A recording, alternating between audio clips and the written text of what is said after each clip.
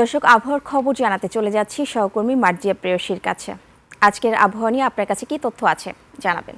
পলি, আপনাকে অসংখ্য ধন্যবাদ। দর্শক, এই মুহূর্তে আপনাদেরকে আজ এবং আগামী 24 ঘন্টার আবহাওয়ার সর্বশেষ তথ্য সম্পর্কে জানাবো।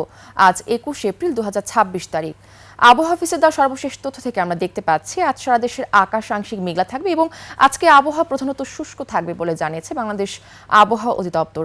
পূর্বাভাসে আরও বলা হয়েছে দক্ষিণ পশ্চিম দিক থেকে ঘন্টায় 10 থেকে 15 কিলোমিটার বেগে একটি বাতাস প্রবাহিত হতে পারে।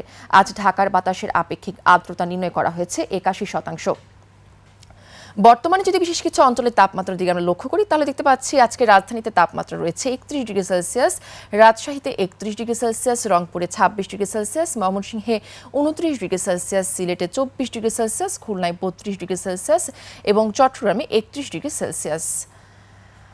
আজ সূর্যোদয় হয়েছে ভোর 5টা বেজে 31 মিনিটে এবং আজ সূর্যাস্ত হবে সন্ধ্যা 6টা বেজে 22 মিনিটে।